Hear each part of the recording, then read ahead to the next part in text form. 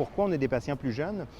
Parce qu'il y a plus de virus dans la population. C'est pas parce que ça touche plus des gens plus jeunes, c'est parce qu'il y en a plus.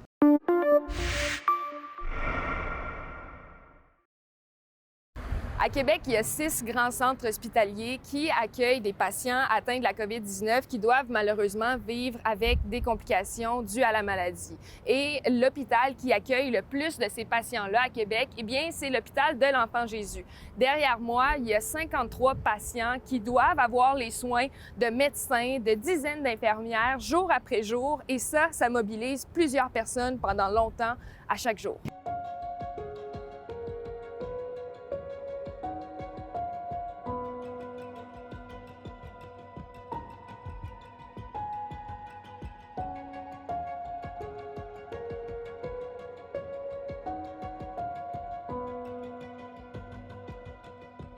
Cette vague-là, elle est différente de la première. On a des patients plus jeunes.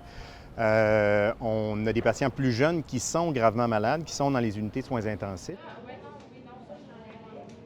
Pourquoi on a des patients plus jeunes? Parce qu'il y a plus de virus dans la population. C'est pas parce que ça touche plus des gens plus jeunes, c'est parce qu'il y en a plus. Et les gens plus âgés, nos parents, ils sont vaccinés. Donc, eux, ils ne l'attrapent pas. Et les plus jeunes l'attrapent. Les plus jeunes, on parle de quelle tranche d'âge? En fait, on a des patients de tous les âges. On a eu des patients dans la vingtaine, dans la trentaine, la quarantaine. On n'a plus de patients de 80, 90 ans comme on a vu dans la première vague. Comment la COVID choisit les jeunes en bonne santé puis les amène à avoir des soins aussi graves? On n'est pas capable de savoir qui va avoir la forme grave, qui va avoir besoin d'être admis à l'hôpital, qui va avoir besoin d'être sur un respirateur et qui va survivre ou mourir de ça. Vous voyez ici, on a une chambre de patients.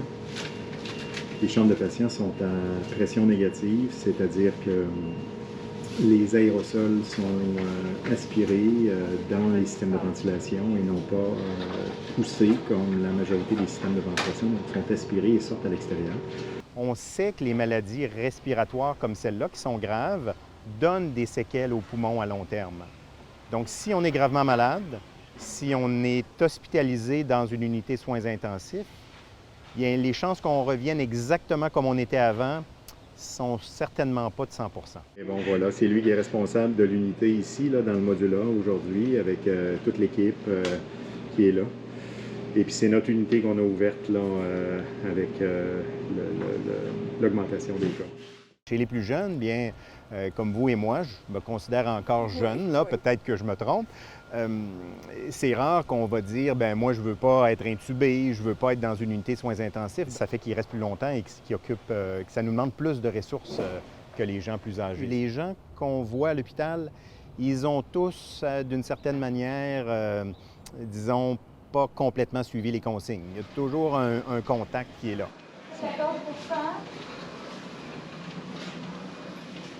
La seule façon en attendant le vaccin, c'est de respecter les mesures, mettre le masque, puis moi, là, ça me fait autant, je dirais pas le mot, que vous.